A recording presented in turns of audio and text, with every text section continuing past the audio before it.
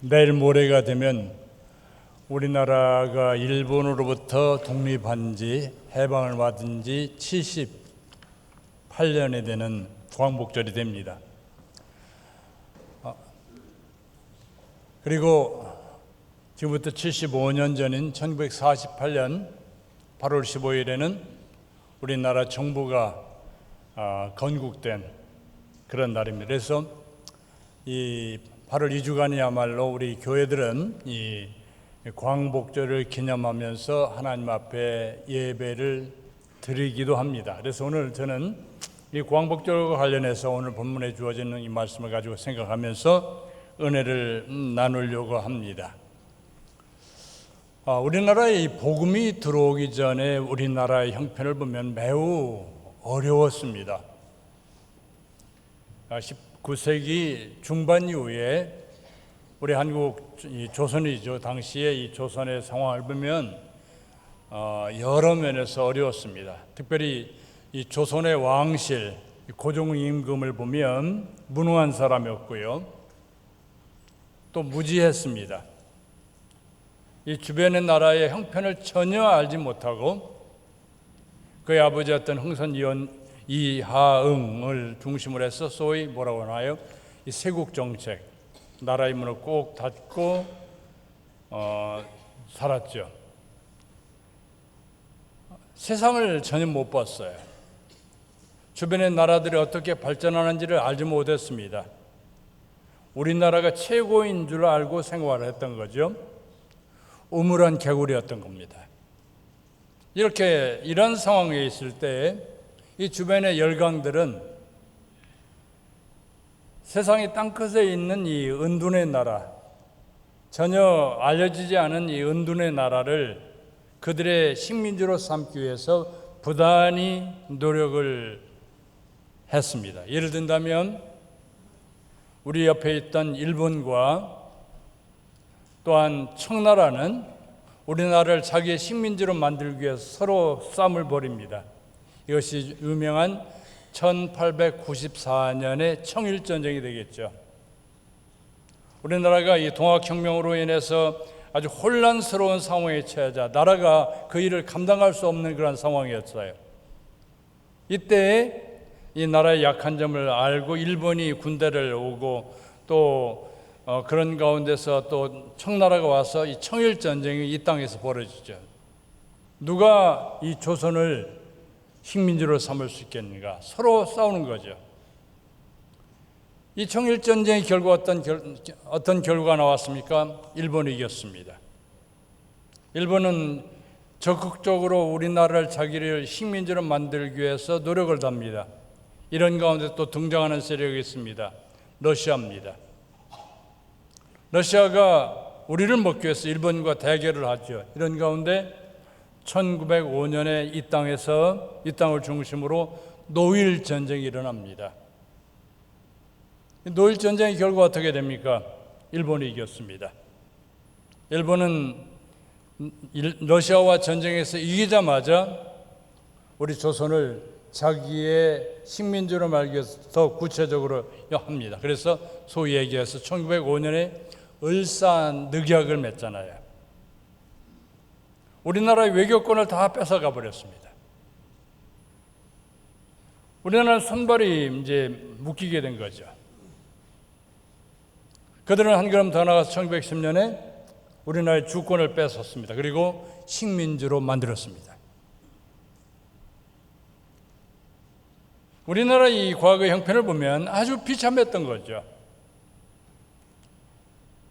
35년간 일본의 지배를 받으면서 고난 가운데 있어야 했습니다.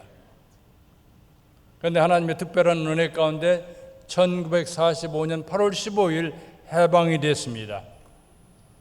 해방이 되면서 우리나라는 놀라운 발전을 했습니다. 이제는 국제사회를 이끄는 그런 나라가 됐습니다. 어떻게 이 세상에서 가장 약했던 나라, 모든 나라가 자기의 식민지로 삼으려고 했던 그러한 가난했던 나라, 힘없는 나라, 이 나라가 어떻게 세계 중심이 되는 나라가 될 수 있었을까요?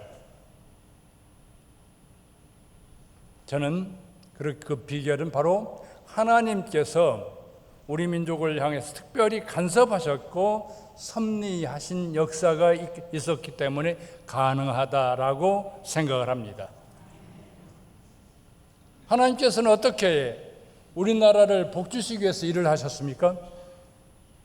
19세기를 보면은 하나님께서 우리나라를 복주기 위해서 하신 놀라운 일들이 있습니다.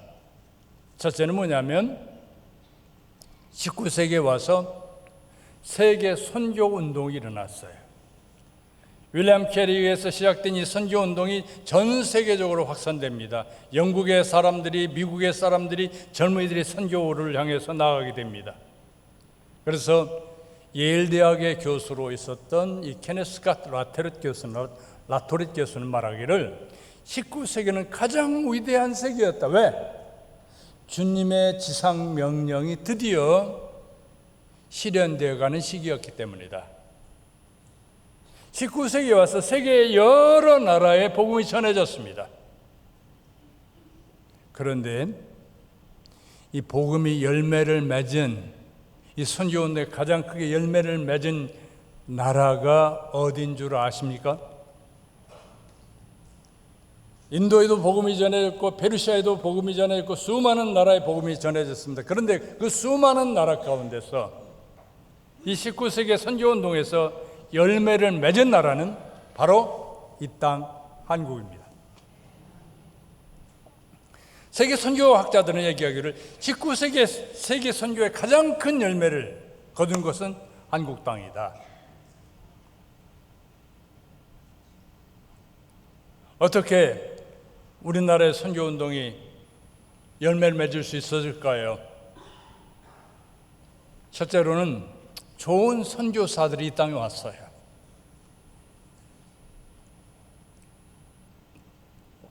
하나님께서 우리를 불쌍히 여기셔서 좋은 선교사들을 보내신 거예요. 미국에서 온 선교사들을 보면은 문호 개방 후에 해방 때까지 온 선교사 수가 한 1,502명, 1,502명이 됩니다. 근데 이 사람들을 보니까 제가 몇 사람을 보니까 이 사람들이 보통 사람들이 아니에요. 미국의 엘리트들이 이 땅에 왔습니다. 여호학당을 세웠던 메리 스크랜턴, 그리고 그를 도와서 함께 왔던 아들이 있습니다. 이 사람 윌리엄 스크랜턴이라는 사람인데요. 윌리엄 스크랜턴은 의사입니다. 이 사람은 학력이 어떠냐면 예일 대학을 나왔어요. 우리나라 초기에 왔던 선교사예요. 예일 대학을 나온 사람이에요. 그리고 나서 컬럼비아 대학에서 대학원에서 의학 공부를 하고 의사가 돼서 한국에 왔습니다. 재중원을 섬겼죠. 우리나라에서 신학교육을 최초로 시작한 사람이 사무엘 마페스입니다. 평양신학교를 세웠습니다. 이 평양신학교가 오늘날 총신대학, 장신대학, 한국장로회 신학회의 기초가 되는 학교입니다. 그런데 이 사무엘 마페스는 어떤 사람이었는가? 하노버 대학이라는 대학을 수석으로 졸업한 사람이에요.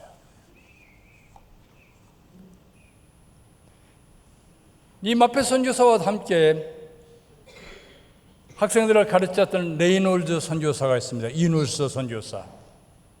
이 레이놀드 선교사는 성경을 많이 번역했어요. 에레미야서를 빼놓고 다 우리말로 성경을 번역한 언어의 천재였어요. 근데 이 사람은 미국의 유명한 햄튼 시드니 대학을 수석으로 졸업한 사람이에요. 수석 졸업장이에요. 호남 지역에서 복음을 널리 전했던 유진벨 선교사, 켄터키 주에 있는 센트럴 유니버시티의 수석 졸업자예요. 미국의 최고의 엘리트들이 이 땅에 왔습니다. 그들의 집안을 봐도 아주 뛰어난 집안의 사람들이 많이 왔습니다. 언더우드 선교사, 연세대학을 세운 사람이죠. 언더우드의 선교사 집안을 보면은 그는 갑부의 집안입니다. 그의 형이 언더우드 타이프라이터, 타자기 있죠? 이 타자기를 만드는 그 회사예요. 그 회사 이름이 뭐냐? 언더우드 회사예요. 지금으로 말한다면 그 마이크로소프트의 빌 게이츠 같은 사람이에요. 재벌의 자녀들이 옵니다. 공주 지역에 와서 복음을 전하고 많은 사람을 치료했던 존 알렉산더라는 선교사가 있습니다. 이 사람은 어떤 사람이냐면 프린스턴 대학을 졸업했어요. 그리고 나서 컬럼비아 대학에서 의학 공부를 해서 의사가 됐습니다. 그리고 한국에 왔어요.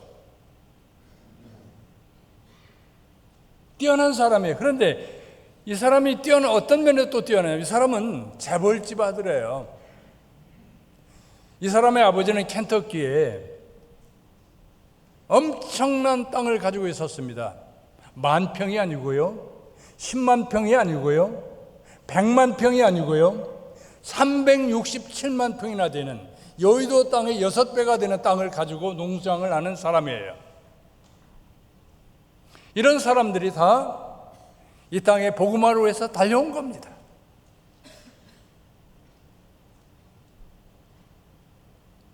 하나님께서 우리나라를 사랑하셨어요.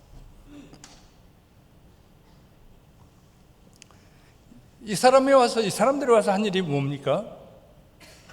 우리 백성들이 고난당하는 것을 보면서 그들에게 복음을 전할 뿐만 아니라 한 걸음 더 나가서 우리를 치료하기 위해서 애를 쓴 거예요. 당시에 기록들을 보면 우리나라에 많은 질병이 있었습니다.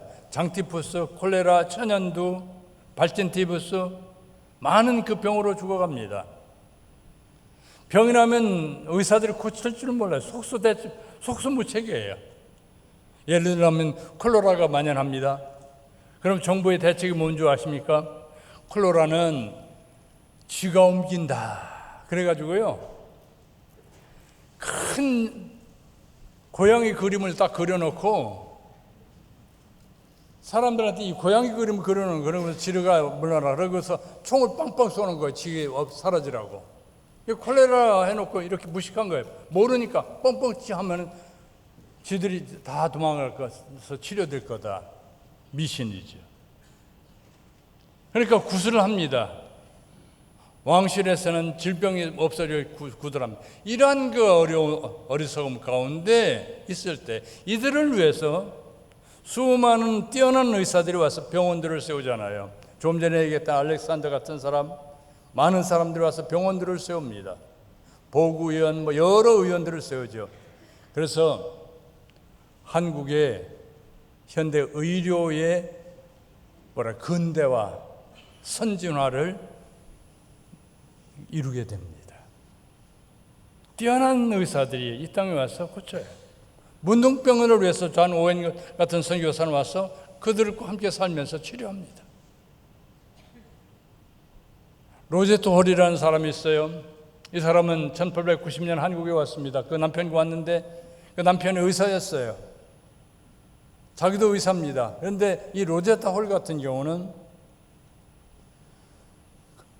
3년 한국에 오자마자 3년 후에 남편이 죽어요. 왜냐하면 청일전쟁 이후에 평양 지역에서 아주 전쟁이 아주 심했거든요. 이것을 치료하기 위해서 윌리엄 홀이 갔습니다. 갔는데 거기서 감염병에 걸려서 죽죠. 남편이 죽어요. 이때 죽었을 때 아들 하나가 있었고요. 2-3살 된. 그리고 뱃속에 한 아이가 있어요. 딸이 있었습니다. 뱃속에. 그리고 남편이 죽었습니다. 근데 딸이 낳았는데 낳자마자 또 딸이 또 죽었습니다. 로제타 홀은 남편을 잃었고 딸을 잃었습니다. 그런데 그는 한국을 떠나지 않았습니다. 이 불쌍한 한국 사람들과 더불어 함께 일하겠다. 그래서 로제타 홀은 남편과 딸을 묻고 그 다음에 여성들을 위한 병원을 세우지요. 광해 여원을 세웁니다. 그리고 눈먼 소경들을 위해서 이 맹아 학교를 세웁니다. 그의 아들이었던 셰워드 홀이라는 아들이 있는데, 이 아들은 나중에 커서 미국에 가서 공부를 해가지고 의사가 돼서 돌아옵니다. 돌아와서 우리 한국 사람들이 이 폐결에 인해서 많이 죽어가는 걸 보면서 그들을 치료하는 운동을 전개해요. 그래서 크리스마스 실이라는 게 나오잖아요. 이게 바로 이 셰워드 홀이 만들어 놓은 겁니다. 이렇게 선교사들은 이 땅에 와서 이 의료일 뿐만 아니라 많은 학교를 세웠습니다. 우리 백성들을 개화하기 위해서 400개 이상이 되는 학교를 세워서 민족 지도자들을 키우는 거예요. 배구와 축구와 농구와 같은 그런 경기들을 우리에게 소개해 줍니다. 뿐만 아니라 서양의 뛰어난 기술들을 우리에게 소개해 주죠. 건축 기술을 소개해 주고 음악을 소개해 주고 신문사를 세워서 우리 국민들을 계몽합니다. 베델이라는 그 선교사는 대한매일 신보를 세워가지고 국민들한테 보낸 거예요. 세상이 이렇게 돌아가고 있다. 세상을 알려주는 거죠. 개화를 시켰습니다. 스코필드와 같은 여러 선교사들은 이 젊은이들에게 독립운동을 부추깁니다. 1919년 3월 1일 날 3.1운동이 일어나지 않았습니까? 그때 3.1운동을 이끄는 배후에 어떤 사람은 학생들이 있었어요. 이 학생들의 배후에는 누구냐? 선교사들이 있었습니다. 군산 지역의 3.1운동은 큰 대대적인 시위운동이 있었는데 그 배후에 윌리엄 린턴이라는 선교사가 있었습니다. 수많은 사람들이 우리 민족과 함께 일을 했습니다. 학교를 세우고 교육을 하면서 독립운동가를 키우면서 우리 가운데 일했습니다. 이런 좋은 선교사들이 있었기 때문에 한국의 선교회가 성공할 수 있었다. 두 번째로는 그들의 양육받은 훌륭한 우리 민족의 지도자들이 있었어요. 제가 여러 사람들을 한번 이름을 대보겠습니다. 여러분들 가운데 뭐라 할까요? 그 사람도 크리스찬이요? 이렇게 하는 사람들이 많을 거예요. 미국에서 최초의 여의사 자격을 받은 이 박에스터라는 사람이 있어요. 선교사가 키운 거예요. 서재필 선교사가 키웠습니다. 오긍선, 백정의 아들로서 최의사가 되었던 박서양. 저는 몽골에 좀 있었는데요. 몽골에 가면 몽골 사람들이 아주 우상처럼 섬기는 사람이 있습니다. 이태준, 세브란스 2의 졸업생이죠. 크리스찬이었습니다. 교육계의 위대한 지도자들을 많이 키웠습니다. 남궁옥 선생, 양전백, 조만식, 이승훈, 김마리아, 백낙준, 김환란, 최용신, 이 상록수의 최용신, 다 훌륭한 크리스찬들이었습니다. 하나님은 이상재나 이준, 서재필, 윤치호, 신석구, 이승만, 김구, 안창호, 선정도, 유관순과 같은 독립운동가들을 키웠습니다. 한글학자였던 최연배라든가 음악가 홍란파, 안익태, 건축가인 박수근, 또 시인이었던 윤동주와 같은 훌륭한 크리스찬들을 키웠지요. 그리고 이승만과 김구, 함태영과 김규식, 윤보선과 같은 이 정치 지도자들을 세워서 오늘날 자유민주주의 국가의 기초를 놓게 했습니다. 이들에 의해서 공산주의 국가가 아닌 자유민주주의 국가가 태어날 수 있었던 겁니다. 이와 같은 이 선교사들, 그리고 이와 같은 교육을 받던 우리의 지도자들을 위해서 이 나라가 세워진 거예요. 이들에 의해서 우리나라의 근대화의 기초가 놓여지게 됐습니다. 그래서 우리나라는 이 정치적으로, 경제적으로, 문화적으로 세계의 으뜸 나아가는 나라가 될 수 있었던 거죠. 정치적으로 아시아에서 민주화의 성공적인 그 열매를 나라가 어디가? 우리나라잖아요. 아시아 여러 나라가 있지만 민주주의가 크게 성공한 나라 우리나라밖에 없어요. 경제적으로 한강의 기적을 우리는 이루었습니다. 그 결과 우리는 세계에서 가장 우수한 회사들을, 기술들을 가지게 되었습니다. 우리는 세상에서 아주 작은 나라입니다. 세상 많은 나라 가운데서 우리나라의 사이즈를 보면 111번째 나라예요. 아주 조그만 나라예요. 그런데요, 선박 기술에서 1위입니다. 인터넷 기술에서 1위입니다. 스마트폰 기술에서 1위입니다. 이 반도체와 가전 생산에서 세계 2위입니다. 고속전철 로봇 기술에서 세계 4위입니다. 철강과 자동차 생산 이 원자력 기술에서 세계 5번째 안에 듭니다. 막강한 나라가 되었습니다. K-팝 최고잖아요. BTS. 나는 그 사람들 얼굴 못 봤지만 우상해요. 이번 잠보리 아주 좀 실패했다 오는데 마지막 날 그 상암체육관에서 이 K-팝 하면서 모든 것을 싹 가라앉아 버렸어요. 문화적으로 지금 우리 민족은 세계를 이끌어가는 민족이 되었습니다.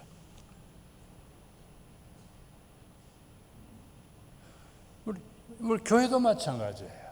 하나님께서 축복을 주셔서 이러한 지도자들로 인해서 우리나라는 복을 받았어요. 1907년에 평양 대붕운동이 있지 않았습니까? 그리고 1970년대에 와서 빌리그램 전도대회가 있지 않았습니까? 생각나시죠? 1973년도 여의도 광장에 100만 명 이상이 모여서 하나님을 찬송하고 기도하던 거 생각나시죠? 저는 그때 주님이 마치 한국에 오셨다 생각했습니다. 1974년도에 빌 엑스플로 74가 있었습니다. 전도 훈련을 받기 위해서 32만 5천 명이 등록을 하고 공부를 했습니다. 교회가 엄청나게 성장을 했습니다. 교회를 열면, 교회를 세우면 사람들이 늘 가득 차웠습니다. 그래서 세계에서 두 번째 선교사를 많이 보내는 나라가 되었죠. 그런데 오늘 우리 한국교회는 어떻습니까?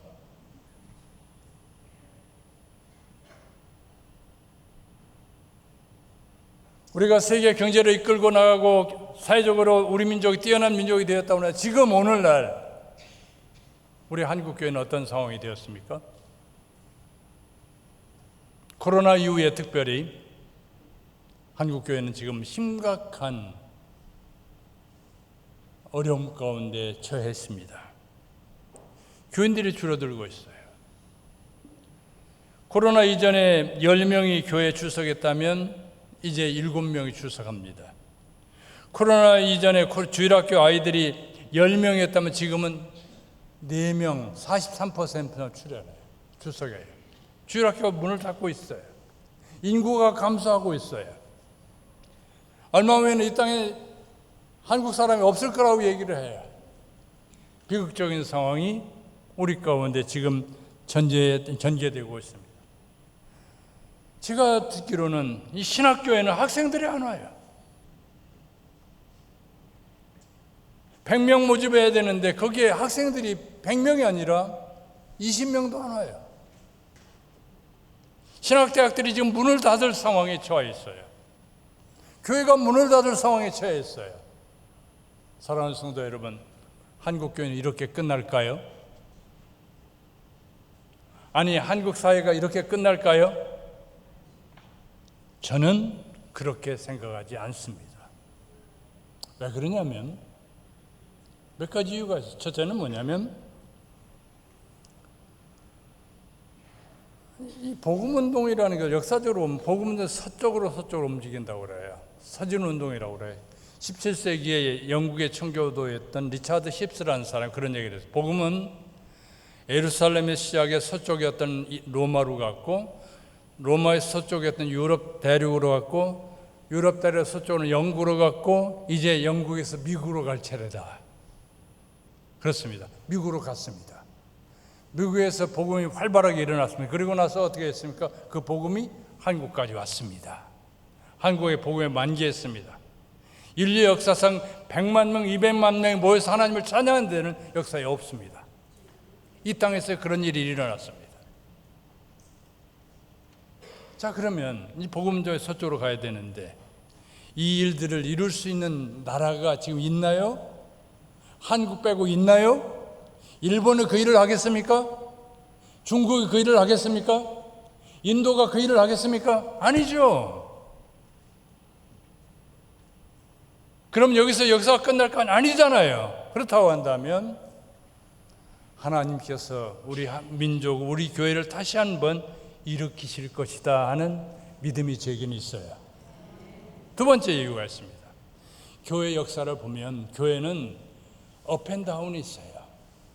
교회가 부흥할 때가 있고 침체될 때가 있어요. 예수님 당시에 교회가 크게 부흥했지만 박해론에서 어려움을 당합니다. 중세시대에 아주 어려운 가운데서 하나님께서는 루터와 칼빈 같은 사람을 통해 교회를 새롭게 만들어 나갔어요.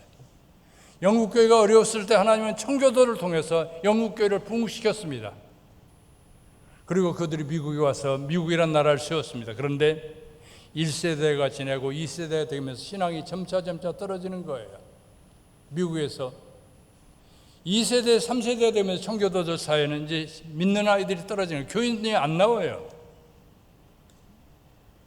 1620년 메이플라를 타고 갔던 사람들이 이제는 1660년대 이후에는 교인들이 청교도를 하면 이제 우리 교회 시대는 끝났구나. 하나님이 뉴잉글랜드를 버렸나 보다. 하나님 우리를 버렸다. 하나님 우리를 떠나서 하나님 영광이 우리를 떠나가고 있다라고 설교를 했습니다. 하나님이 그들을 버렸을까요? 아닙니다. 70년 후에 1730년대 한 젊은이를 통해서 대각성 운동을 일으키죠. 조나단 에드워드라는 한 젊은이를 통해서 부흥운동을 일으킵니다. 1734년부터 1741년 사이에 큰 대각성 운동이 미국에 일어나요. 수많은 사람들이 교회로 몰려와요. 그런데 그 이후에 또 교회는 어려움을 당합니다. 독립전쟁이 일어나면서 미국의 젊은이들이 프랑스의 계몽주의 사상을 받아들이면서 하나님을 떠나기 시작합니다. 그래서 1800년쯤 돼서는 미국에서 예수 믿는다고 하면 아주 무식한 사람으로 다 조롱을 했습니다. 어떤 사람은 성경을 불사르면서 자랑합니다. 이게 성경은 하나님 말씀 아니다. 그럼 많은 사람들이 박수를 칩니다. 어떤 장관은 나는 죽으면 절대로 교회당 옆에 묻지 말아라. 내가 죽으면 교회당에서 적어도 한 4km는 떨어진 데에 나를 물어라. 나는 교회를 싫어한다. 미국의 지도자들이 반기독교적이 됐습니다. 이것이 언제? 1800년대입니다. 1800년. 그런데요, 하나님께서 미국을 버려두셨을까요? 아닙니다. 또다시 조나단 에드워드의 손자였던 디모디 드와이트라는 사람이 있어요. 이 사람을 통해서 예일 대학을 중심으로 해서 부흥운동을 또 일으키시죠. 제2차 대각성 운동이 일어납니다. 하나님의 교회 역사는 그래요. 하나님께서 1907년에 우리에게 부흥을 주셨습니다. 1970년대에 부흥을 주셨습니다. 하나님께서 또다시 우리에게 부흥을 주실 것을 저는 믿습니다. 그런데 저는 이것만 아니라 성경을 보면서 부흥운동은 확실히 하나님이 주실 것이다라는 걸 믿어요. 왜 그렇습니까? 오늘 성경에 보면 하나님이 이스라엘 백성들을 향해서 일어나라 빛을 발하라 얘기합니다. 왜 하나님이 이스라엘 백성들을 향해서 일어나라 빛을 발하라 할까요? 그러면 이스라엘은 어떤 사람이었을까요? 이스라엘 사람들을 보면 재밌는 민족이에요. 하나님이 그들을 아브라함 후손들을 부르시고 애굽에서 그들을 부르십니다. 그리고 시내 산에서 그들과 계약을 맺어요. 계약을 맺어 너는 내 백성이다. 너는 제사장 나라가 될 것이다. 이스라엘 백성들과 계약을 맺었습니다. 그리고 하나님께서 그들에게 낮에는 구름 기둥, 밤에는 불 기둥으로 그들을 인도하시죠. 만나와 메추락을 주시면서 그들을 인도하셨습니다. 먹이셨습니다. 가나안 땅에 인도했습니다. 하나님께서 이스라엘 백성들을 위해서 훌륭한 지도자들을 세우셨습니다. 지금 인도했던 여호수아, 그 다음에 모세와 여호수아, 사무엘, 또 엘리야, 다윗과 같은 위대한 지도자들을 하나님이 주셨어요. 그러나 그들이 점차 세속화되잖아요. 그들이 세속화될 때 하나님께서 선지자를 통해서 해결을 촉구했습니다. 그러나 여전히 우상을 섬기고 죄악에 빠져가 갑니다. 하나님이 마지막으로 사용한 방법은 뭐냐면 아수르와 바벨론을 통해서 그들을 치는 거였습니다. 하나님은 아수르와 바벨론을 통해서 이스라엘을 쳐버렸습니다. 721년 아수르를 통해서 이스라엘을 없앴습니다. 이스라엘이 멸망했습니다. 주전 568년에 바벨론이 쳐들어옵니다. 그래서 바벨론이 쳐들어와서 왕을 쫓겨가지고 가고 모든 이스라엘 지도자들을 다 체포해 갔습니다. 이스라엘 사람들은 바벨론의 포로가 되었습니다. 이런 절망적인 상황이 있을 때 하나님께서는 이스라엘 백성들을 향해서 말씀합니다. 이스라엘 백성들은 이런 상황 속에 하나님께서 우리를 택하셨고 우리에게 은혜를 주셨는데 지금 와서 보니까 하나님께서 우리를 버리셨나 보다. 그렇게 그들이 생각하지 않습니까? 그래서 그들이 당하는 고통을 하나님이 아시지 않고 또한 그들의 울부짖음을 하나님이 듣지 않는다고 생각했습니다. 우리가 똑같은 상황에 있었던 거죠. 아주 교회의 미래에 대해서, 백성의 미래에 대해서 아주 비관적이었어요. 근데 이런 이스라엘 백성들에게 하나님 뭐라고 말씀합니까? 하나님께서는 결코 내가 너희를 버린 적이 없다고 얘기합니다. 우리 성경을 같이 읽어볼까요? 이사야서 40장 27절에서 한 절 한 절 우리 같이 읽으면서 봅시다. 하나님께서 이스라엘 백성들을 향해서 바빌론 포로로 가 있는 이스라엘 백성들이 하시는 말씀이에요. 27절 여러분 읽어볼까요? 야곱아 어찌하여 내가 말하며 이스라엘아 내가 이르기를 내 길은 여호와께 숨겨졌으며 내 송사는 내 하나님에게서 벗어난다 하느냐. 이때 하나님이 이렇게 말씀해요. 너는 알지 못하느냐 듣지 못하느냐 영원하신 하나님 땅끝까지 창조하신 이는 피곤치 아니하시며 곤비하지 않으시며 명철이 한이 없으시며 피곤한 자에게는 능력을 주시며 무능한 자에게는 힘을 더하시나니 소년이라도 피곤하며 곤비하며 장정이라도 넘어지며 쓰러지되 오직 여호와를 앙망하는 자는 새 힘을 얻으리니 독수리가 날개치며 올라감 같을 것이요 바람 박질하여도 곤비하지 아니하겠고 걸어가도 피곤하지 아니하리로다. 이 하나님을 경외하는 자들에게 하나님께서 같이 하시겠다는 거예요. 이스라엘 백성들을 버려두신 것이 아니라는 거예요. 이스라엘 백성들은 지금 상황을 보면 절망적인 상황입니다. 그런데 하나님은 버려둔 게 아니라는 거예요. 하나님은 에레미야를 통해서 또 이렇게 말씀합니다. 에레미야서 29장 10절을 같이 읽어보겠습니다. 그래서 이와 말씀하시니라 바벨론에서 70년이 차면 내가 너희를 돌보고 나의 선함만을 너희에게 성취하여 너희를 이곳으로 돌아오게 하리라. 11절 같이 읽습니다. 여호와의 말씀이니라 같이 너희를 향한 나의 생각을 내가 하나니 평안이요 재앙이 아니라 너희에게 미래와 희망을 주는 것이니라. 하나님은 지금 에레미야를 통해서 바빌론에 있는 포로들에게 편지를 써서 보낸 거예요. 그럼 무슨 말씀이냐면 70년 동안의 포로 생활이 끝나면 내가 다시 회복할 것이다. 무한정에 벌을 주는 것이 아니라 얼마 지나면 다시 회복할 것이다 라고 말씀하세요. 하나님이 이처럼 말씀하시면서 하나님의 뜻은 그들이 망하는 것이 아니라 소망을 주는 것이다. 다시 세우는 것이라고 얘기합니다.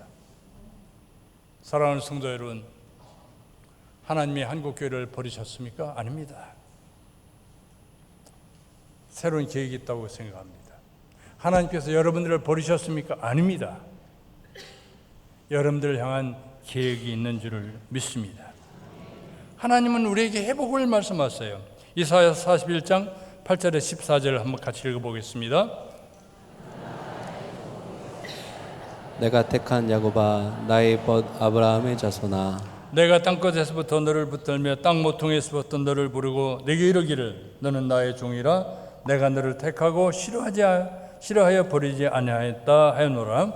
두려워하지 말라 내가 너와 함께함이라 놀라지 말라 나는 내 하나님이 됨이라 내가 너를 굳세게 하리라 참으로 너를 도와주리라 참으로 나의 의로운 오른손으로 너를 붙들리라. 보라 네게 노하던 자들이 수치와 욕을 당할 것이요 너와 다투던 자들이 아무것도 아닌 것까지 될 것이며 멸망할 것이라.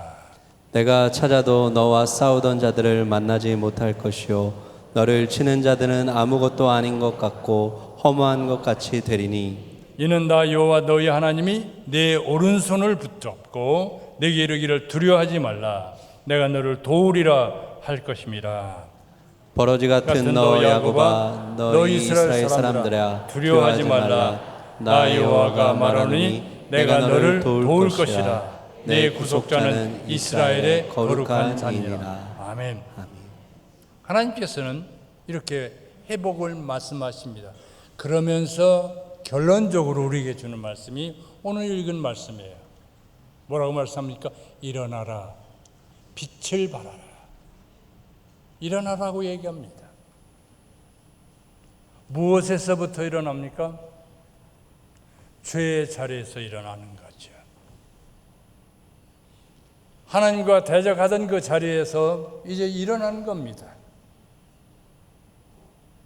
세상을 사랑하고 세상에 취했던 것에 이제는 돌아서서 하나님께로 나아가는 겁니다. 죄에서 일어날 것을 우리에게 요구합니다. 무엇에서 우리가 일어납니까? 부정적인 생각에서 일어나야 돼요. 나는 망했다. 아닙니다. 여러분들이 예수 그리스도 안에 있다고 한다면, 여러분들이 하나님의 자녀들이라고 한다면 하나님은 결코 여러분들을 버리지 않을 겁니다. 매를 쳐서라도 여러분들을 회복해 주실 겁니다.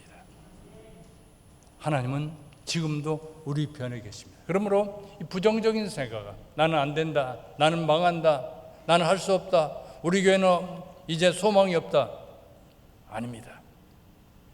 우리가 주님 안에 있다고 한다면 우리에겐 소망이 있습니다. 한국교회는 다시 한번 부흥할 겁니다. 여러분들이 어려운 가운데 있지만 하나님께서 여러분들의 손을 붙잡아서 다시 한번 일으켜 주실 겁니다. 주님께서는 일어나라 말씀합니다. 두 번째로 뭐라고 말씀합니까? 빛을 발하라. 일어나서 빛의 자녀답게 살라는 거예요. 어둠의 행위를 벗어버리고 하나님의 자녀답게 어디에서든지 하나님의 자녀다운 모습들을 드러내면서 살 것을 우리에게 요구합니다. 오늘은 광복을 기념하는 설교를 제가 했습니다. 우리나라가 앞으로 더 발전하기 위해서 해야 될 일이 무엇입니까? 아니, 우리가 한 사람 한 사람들이 하나님 앞에 더 큰 은혜를 받기 위해서 해야 할 일이 뭡니까? 이제는 일어날 때입니다. 그리고 빛을 발하는 겁니다. 일어나라, 빛을 발하라. 왜냐하면 이 모든 하나님께서 우리에게 은혜 주실 준비가 2절, 3절에 보니까 다 되었다고 얘기합니다. 다 돌아올 것일 준비가 됐다고 얘기해요. 이제 일어나십시오. 그리고 빛을 발하십시오. 같이 기도하겠습니다. 하나님 아버지, 귀하신 은혜와 사랑을 감사합니다. 빌며 간절히 기도한 건 저희를 불쌍히 여겨주셔서 이제는 일어나서 빛을 발하는 하나님의 자녀들 될 수 있도록 저희를 붙잡아 주시고 일으켜 주시옵소서. 예수님의 귀하신 이름으로 간절히 비옵나이다. 아멘.